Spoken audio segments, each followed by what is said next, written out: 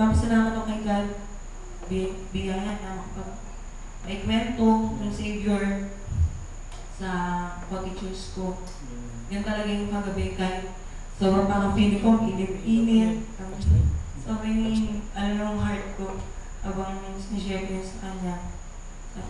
Tapos, in-invite ko siya, sabi niya, yun, kailangan pang ipag-pray, siyempre pa, hindi pa nga sure. Then, papasalamat din ako sa Panginoon dahil yung prayer ko na makapasa ako sa left, sa board. So, uli natin God yun. Yeah, man! Praise God. Noong time na yun, yung time din na yun, before ako mag-take ng exam, papasalamat ako kasi yung preaching nun about yun sa prayer eh.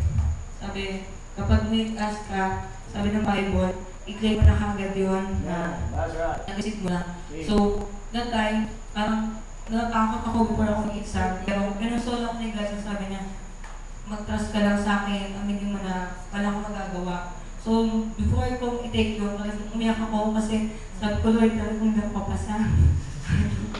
Umiyak ako, sabi ko, hindi ko talaga kaya. Tapos, biyaya niya, sa biyaya niya talaga yung lahat, para yung feeling ko na parang na yun, lahat ng pangyayari nun, nagpapasalamat ako kasi siya yung nag-guide sa akin. Tapos, until yung panghawakan yung pangako niya na yun, na 1 month ko siyang hihintay. Tapos, may minsan nagda-doubt, pero lagi niya sinasabi sa akin, anak, pinipray mo yan, ibibigay ko kung para sa'yo. Talagang, ayan na, nung na-receive ko yung text lang kasi yun, hindi ko pa rin kilala hanggang ngayon kung sino nag-text sa akin, no, na I pass.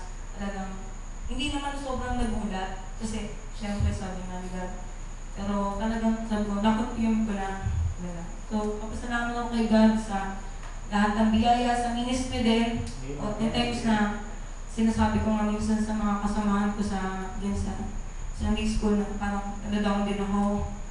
So, kapasalamat ako kay God kasi kahit anong feeling ko nalalamig ako, talagang every time, lagi niya akong pinapalakas. So, kay God lang po tayo talaga umasa sa lahat.